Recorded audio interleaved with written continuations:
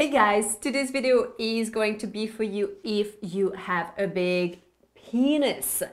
Yes, we are going to share with you 5 tips, 5 things you can do if you are one of those men who has a well-indulged genitalia. And we've got quite a few requests on this. This is why we thought we should do this video for you.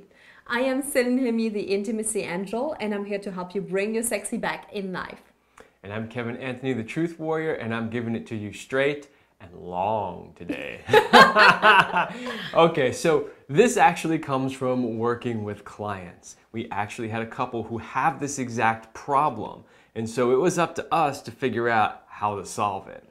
So tip number 1, you want to make sure that she is fully engorged before you penetrate her.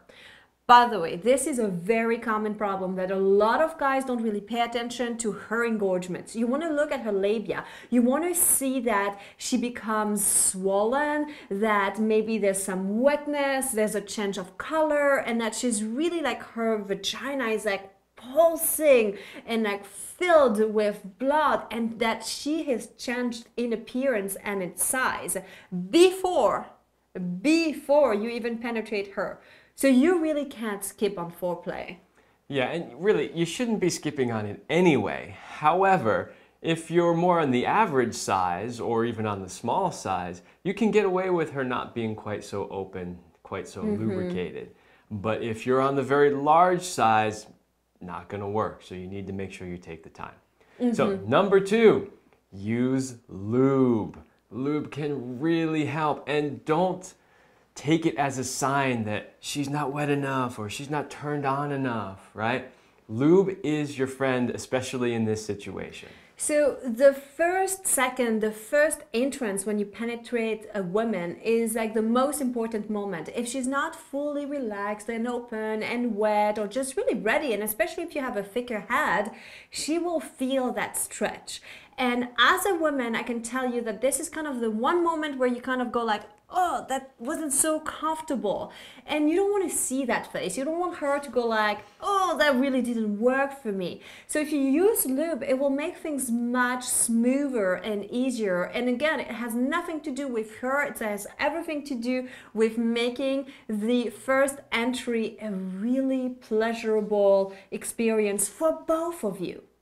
Okay, well that takes us right to number 3, which is don't just jam your penis in there. Slow down, a very slow and gradual entry. Now, what is really interesting about that is one of the things that you said to me one time is, oh, you're always so gentle when you enter me. And I said, well, yeah, that's how you enter a woman. But your response was, that's not how most experiences have been. So what we realized is there are actually a lot of men out there that don't understand it's not a porn movie. You can't just jam it in there. Remember, in porn movies, they have fluffers, they've got lube, they've got everything all ready to go before they stick it in. In real life, that's not going to be the case. So you need to slow down. Do a soft entry. If she's got larger labia, you might need to open them, move them out of the way. And then when you insert your penis, just insert a little bit of the head and pause. You don't have to just go really deep right away. And especially if you're bigger, you're like going deep will be too much as a starting point. So like pace yourself. Know that it's better to take it slow a little bit at a time until she starts to open up and relax and that she can really fully take you in. Tip number 4 is find positions that work for you both. There's not really like, oh, one position that will work for all, because everyone is shaped differently. Even the way you point up, sideways, or whatever with your penis, and the way her vaginal canal is will be different. But there are some positions that feel a little bit easier as a starting point, but then again, you have to play it by ear with each people's bodies.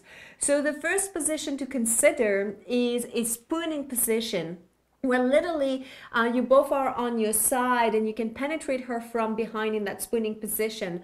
What's good about that position is that you will feel like you can go in deep without her feeling you so deep inside her, because there's a little bit of a buffer with her butt, and then she has her legs tight, and she can change the angle until it feels like it's a good angle for her.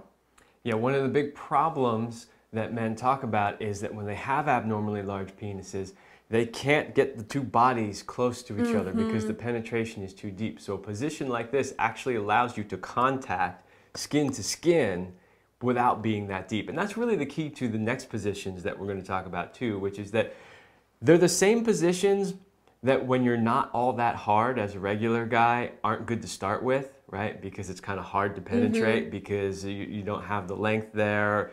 They're positions that in general position you a little bit further away. So things like a side position where technically you're on your side as a guy and she's like leaning on her back with her leg kind of scissoring over you, kind of trying to give you a very graphic picture here, but a side position can work well also for the angle, again, to avoid going too deep too fast. Other variation would be things like a missionary, but with her legs straight and tight. So like a tight missionary, it gives you a sense of, again, that you can penetrate her deeper without her having her pelvis tilted, which then would hit certain angle or hit her cervix.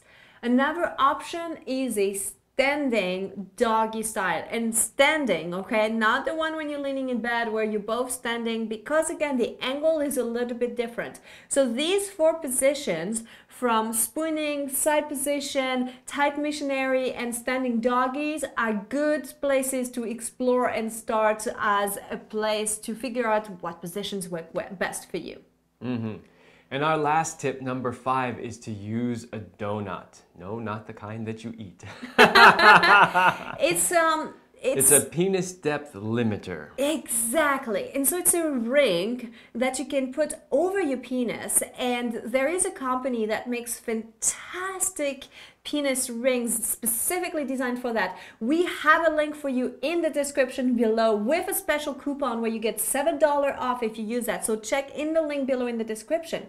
What's amazing about these rings, they're called O-nuts, is there's 4 of them and you can stack them all 4, or you can use 3 or 2.